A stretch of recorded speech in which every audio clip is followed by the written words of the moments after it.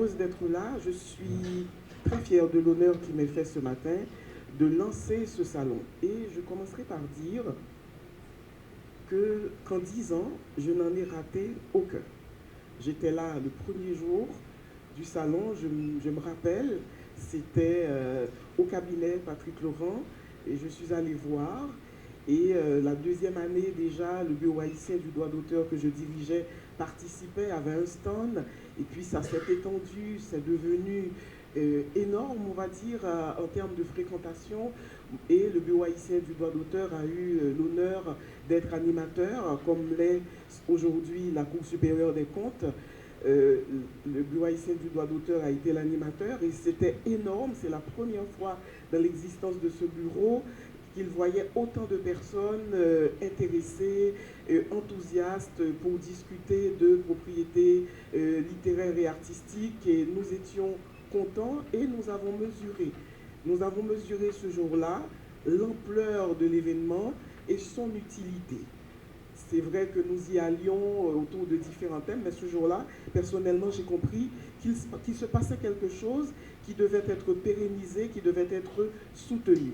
Et aujourd'hui, je suis là et je félicite Patrick Laurent et tous les avocats du cabinet Patrick Laurent et Associés, particulièrement Chamaya Mentor-Laurent, une grande travailleuse, Chamaya qui fait tout autour de ce salon. Voilà, c'est le visage qui paraît et celui qui est aussi derrière les différentes initiatives qui sont prises.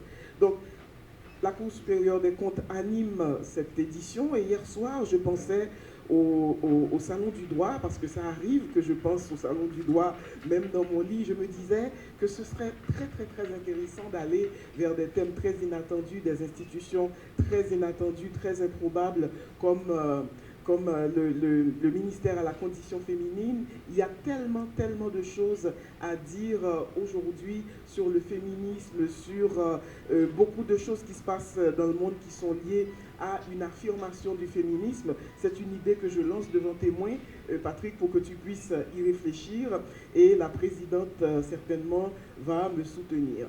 Donc, bon salon déjà. Ce salon est important.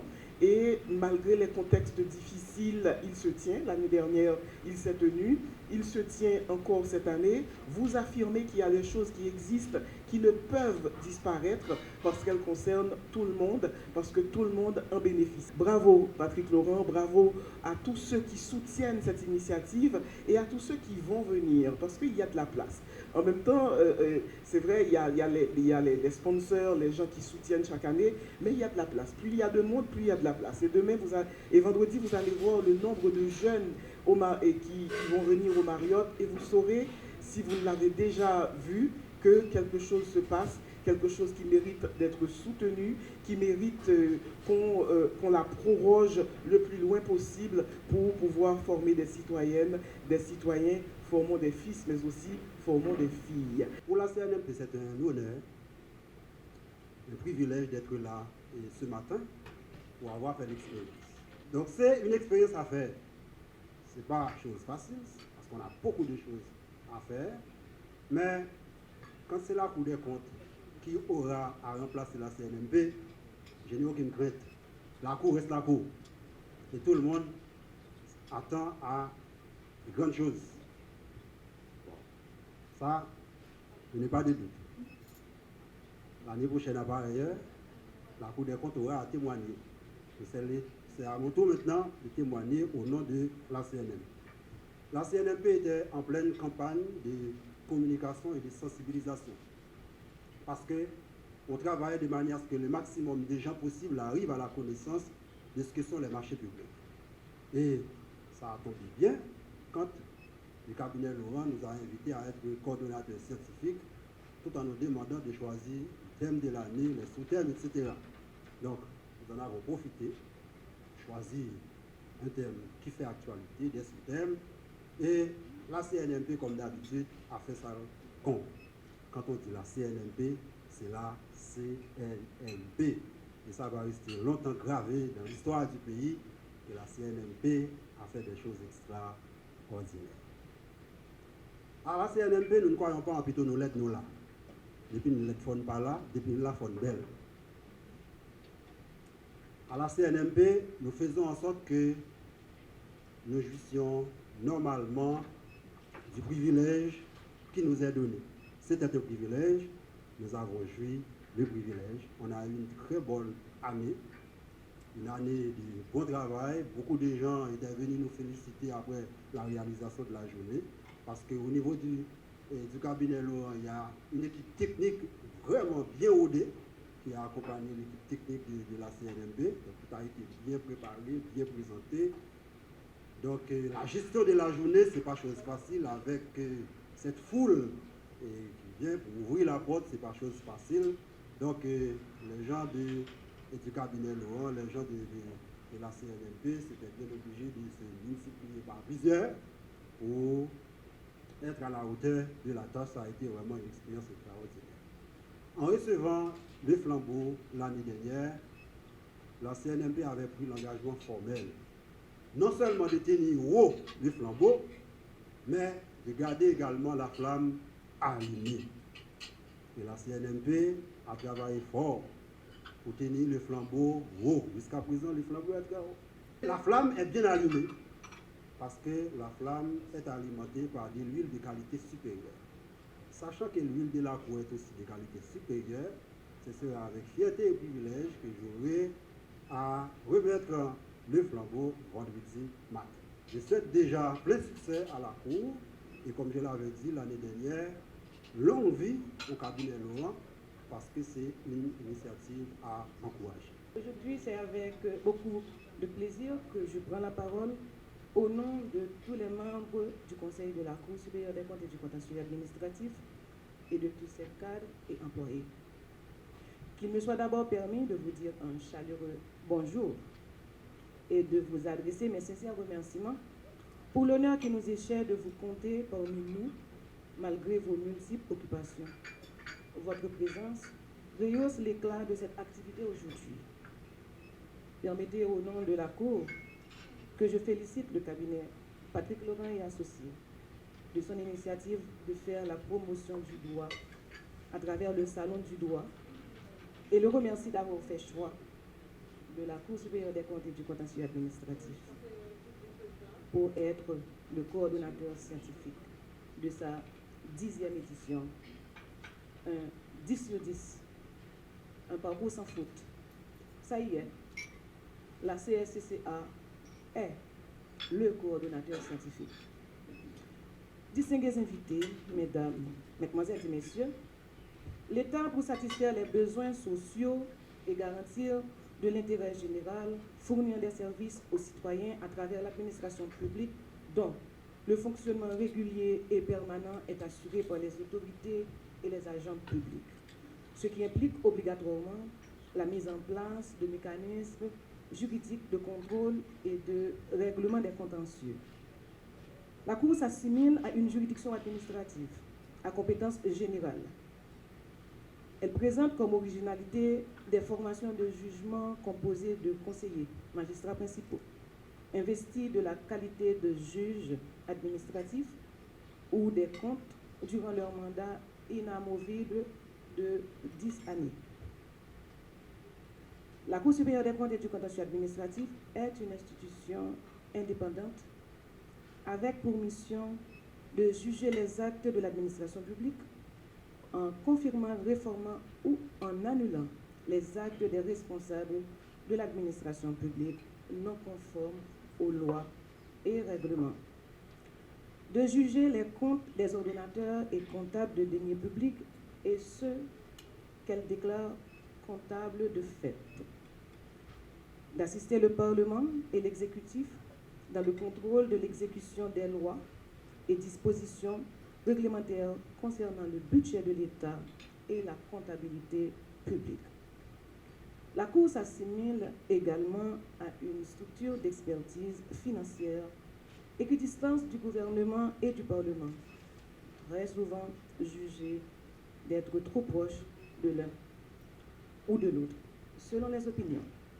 Cependant, l'assainissement de l'environnement de la gestion des finances et des biens publics demeure sa priorité. La CSCCA est l'une des institutions piliers de l'État de droit et de bonne gouvernance. Ses attributions et ses spécificités, son renforcement et la modernisation de ses moyens d'intervention ne peuvent qu'être favorables à la consolidation de l'État de droit dans le domaine financier, c'est-à-dire le bon usage des fonds et des valeurs gérées par les services de l'État. Mesdames, Mesdemoiselles et Messieurs, la mission de la CSCCA, c'est de faire respecter une éthique républicaine, une éthique du service public. Car le contrôle des comptes publics ne c'est pas uniquement une exigence technique, c'est d'abord une exigence morale. L'argent public, c'est l'argent de tous. C'est la contribution des contribuables pour leur bien-être. C'est l'argent durement gagné par le travail, l'effort et la peine de chacun. D'où la nécessité de rétablir la confiance du citoyen, ce qui suppose la clarté des comptes publics. Plus les temps sont difficiles, plus le contrôle des finances publiques est décisif. Marcel Pagnol, dans le tome 4 de ses souvenirs d'enfance, intitulé Le temps des amours, a écrit « Pour que les gens méritent notre confiance, il faut commencer par leur la donner. » L'État peut être considéré comme un orchestre où chaque entité a sa partition à jouer. La Cour lutte constamment pour jouer son rôle, contrôler et juger les activités publiques. Elle émet le vœu que chaque entité